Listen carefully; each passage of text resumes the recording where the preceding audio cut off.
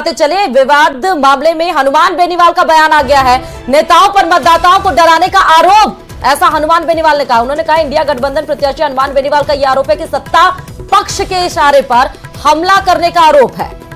तो बेनीवाल ने मुख्य निर्वाचन अधिकारी से बात की, ऐसी जानकारी सामने निकल कर आ पा रही है। हनुमान बेनीवाल खुद पहुंचेंगे कुचेरा थाने, ऐसा बताया जा रहा है। कुचेरा नगर पालिका चेयरमैन तेजपाल मिर्धा के सिर पर बताते चले चोट लगी थी और ये बेहद ही गंभीर आरोप हनुमान बेनीवाल की तरफ से लगाया गया। विवाद हुआ था बताते चले कुचेरा में, और उसके बाद हनुमान बेनीवाल का ये बयान सामने आया। उन्होंने कहा है कि वोटर्स को डराने की कोशिश की गई।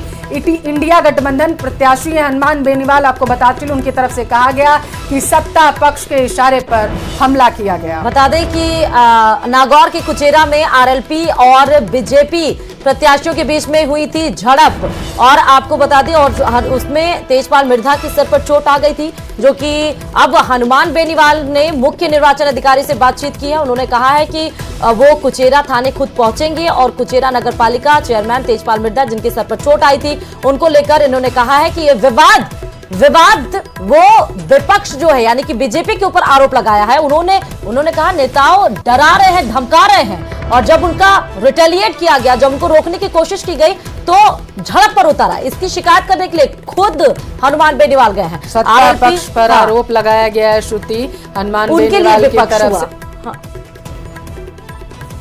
तो उनकी तरफ से आरोप लगाया गया है, और ये सीधी तस्वीरें आपको दिखा रहे हैं क्योंकि देखिए 6 बजे जो है वोटिंग प्रक्रिया पूरी तरीके से 12 सीटों पर बंद कर दी गई है।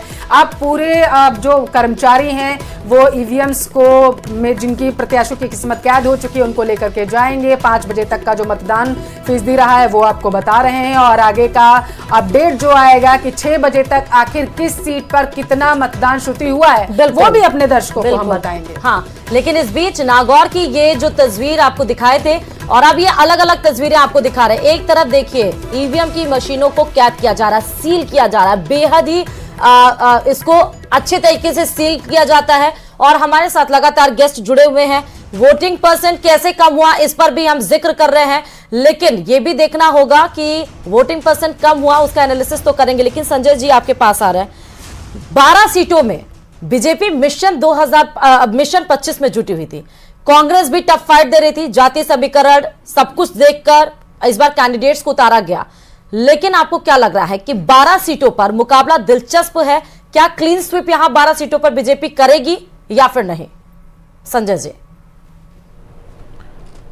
देखिए, जिस तरह से हमें सामाजिक समीकरणों के संकेत मिल रहे हैं उसके हिसाब से हमें ऐसा लगता है कि पूर्वी राजस्थान की कुछ जिस तरह के सामाजिक समीकरण हैं उसमें जो पिछली बार क्लीन स्वीप हुआ है 2 बार, उसके संकेत नहीं मिलते। संभव है कि कई जगह पे काफ़ी अच्छी टक्कर कांग्रेस और बीजेपी के बीच में हो।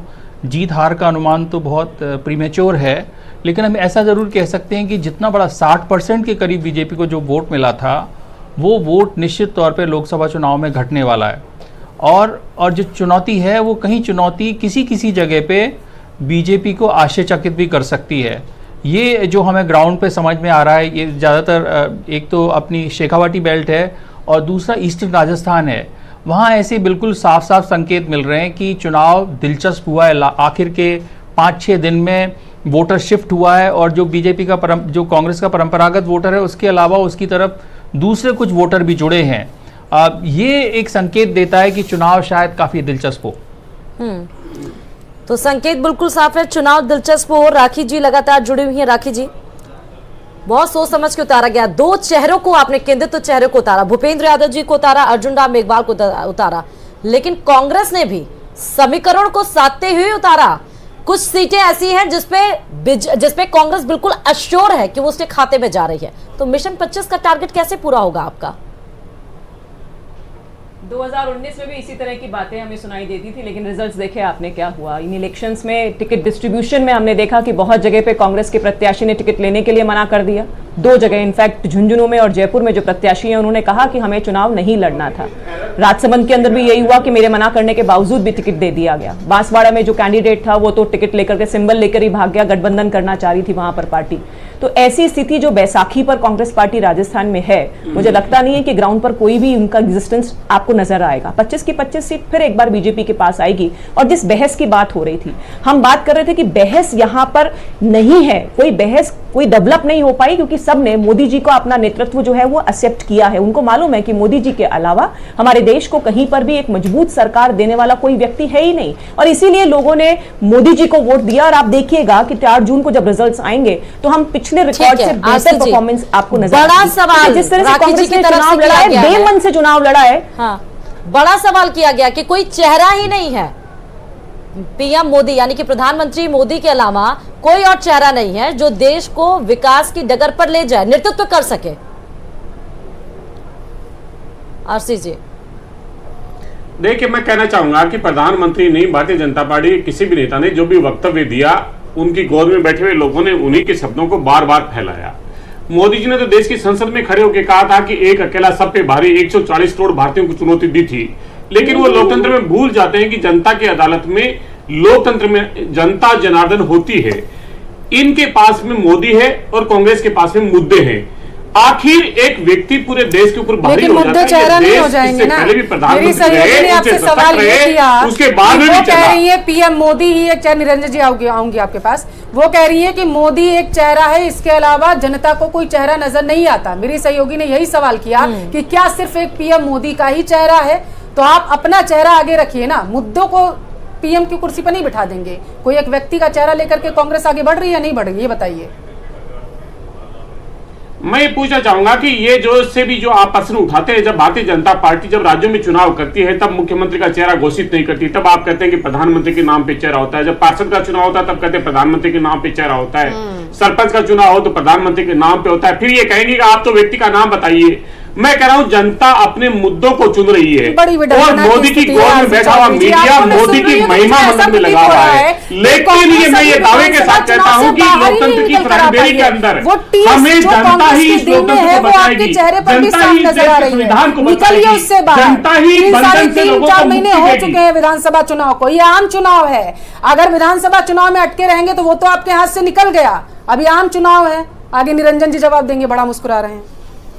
देखिए, मैं कह रहा हूं, मैं दर्शकों से कहना चाहूंगा चौधरी जी आपके पास आऊंगे, भारतीय जनता पार्टी निरंजन पोद्दार जी हमारे साथ राजनीतिक विश्लेषक हैं, उनके पास जाते उसके बाद आरसी जी आपके पास।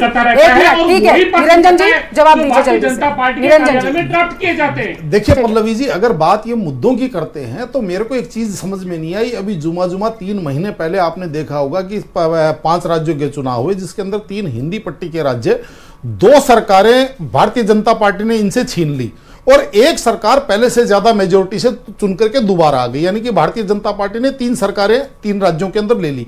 और मेरे हिसाब से उस समय मुद्दे कोई भिन्न नहीं थे। जो आरसी चौधरी ने, चाहे आरसी चौधरी जी जो चाहे महंगाई की बात कर रहे हो, चाहे बेरोजगारी की बात कर रहे हो, चाहे महिला सुरक्षा की बात कर रहे हो, मेरे हिसाब से अभी 3 महीने में कोई नया मुद्दा इन्होंने नहीं बनाया।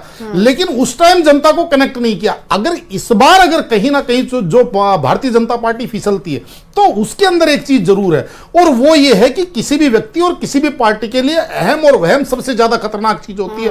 और जिस तरीके से भारतीय जनता पार्टी, अभी राखी जी कह रही थी, निश्चित रूप से प्रधानमंत्री जी लोगों को कनेक्ट करते हैं।